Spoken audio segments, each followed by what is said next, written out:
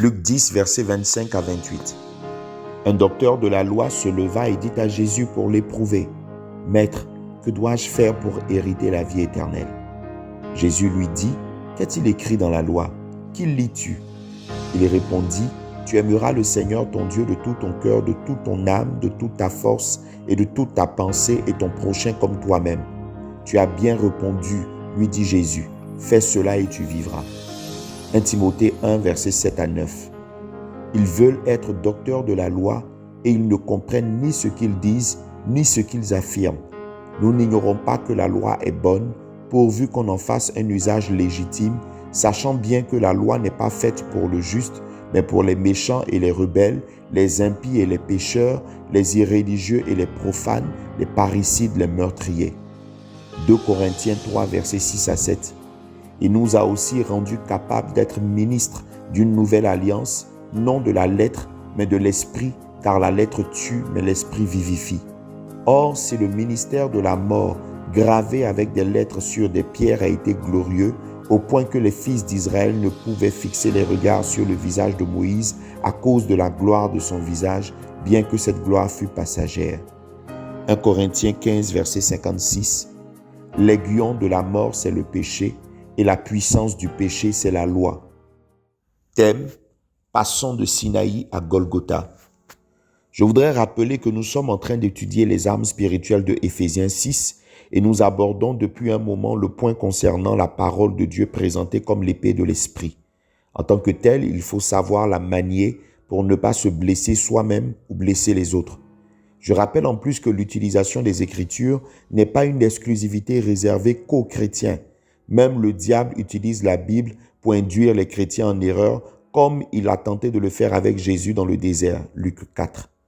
Combien de foyers n'ont-ils pas été détruits, de vies n'ont-elles pas été gâchées, de personnes n'ont-elles pas été abusées au nom de versets bibliques mal interprétés et décontextualisés? Ce point que nous sommes en train d'étudier est donc vital pour qui souhaite vivre le bonheur lié à la méditation et surtout à la bonne compréhension des Écritures. Il est bon de savoir que toute la Bible est la parole de Dieu, mais toute la Bible ne vous concerne pas si vous êtes chrétien. Êtes-vous offensé par cette déclaration?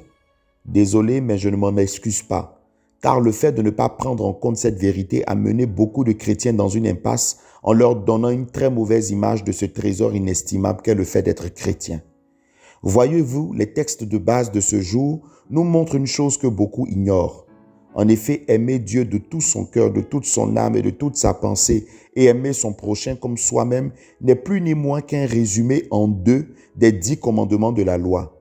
Et comme je l'ai déjà dit, la loi a été donnée par Dieu, non pas pour que l'homme puisse la respecter, mais pour fermer la bouche à tous ceux qui pensaient être justes devant Dieu du fait de leurs efforts humains. Romains 3, verset 19. Permettez que je vous pose une question. Qui d'entre vous est sûr à 100% d'aimer Dieu de tout son cœur, son âme et ses pensées? Quand vous vous levez chaque matin, 24 heures sur 24, 7 jours sur 7, 365 jours sur 365, qui d'entre vous pense à Dieu tout le temps? Qui a tout son cœur sur Dieu? Quels sont ces parents chrétiens qui ne pensent pas à leurs enfants, cette épouse chrétienne qui ne cherche pas à donner du plaisir à son époux, ce chef d'entreprise chrétien qui ne réfléchit pas à faire croître son business, mais qui passe 100% de son temps à penser à Dieu? Si vous trouvez cette personne, s'il vous plaît, demandez-lui de prier pour moi. Je veux lui ressembler. Je rappelle que ce commandement ne nous demande pas juste d'aimer Dieu ou encore de l'aimer plus que tout, mais de le faire de toutes nos pensées, notre âme, notre force, etc.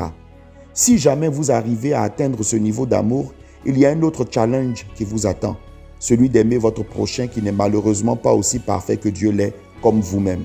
Là aussi, je vous souhaite bon courage.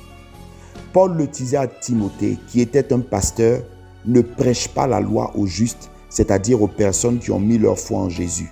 La loi ne les concerne pas, car si vous prêchez la loi aux justes, vous leur communiquez la mort. Et c'est aux Corinthiens que Paul l'explique bien. En effet, les 10 commandements qui sont les seules parties de la loi gravées sur la pierre sont appelés le ministère de la mort ou le ministère de la condamnation. Donc chaque fois que la loi est prêchée aux enfants de Dieu, comme par exemple le fait d'aimer Dieu de toute leur force, de toute leur pensée, c'est la mort qui leur est ainsi communiquée. C'est l'accusation et la condamnation qui leur est ainsi distillée. Et même pire, En prêchant la loi, vous donnez de la puissance au péché et vous le rendez plus fort.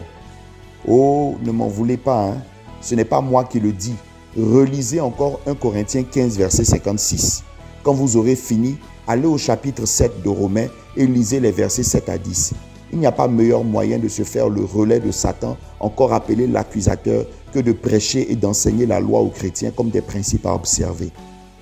Frère Will, es-tu en train de dire qu'on ne doit pas aimer Dieu et on ne doit pas aimer notre prochain? Jamais, ô grand jamais, je ne dirai une chose pareille.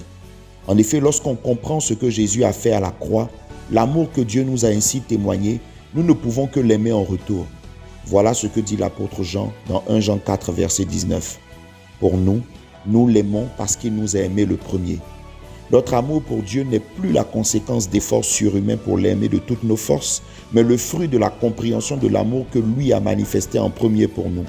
Du coup, si nous voulons que les gens aiment Dieu, parlons-leur plutôt de l'amour de Dieu pour eux, manifesté à la croix, au lieu de les enjoindre par la loi à aimer Dieu de tout leur être. De même, l'amour que nous avons pour notre prochain n'a plus pour référent nous-mêmes selon qu'il est dit « aime ton prochain comme toi-même », mais plutôt l'amour que Dieu a témoigné pour nous à la croix.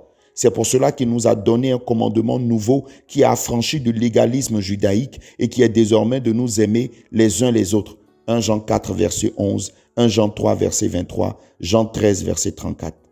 En résumé, si nous voulons que les gens aiment Dieu et qu'ils s'aiment entre eux, déplaçons notre chair de Sinaï, là où se trouve la loi, pour la poser sur Golgotha, là où se trouve la croix. C'est aussi simple que ça. Fraternellement, frère Will.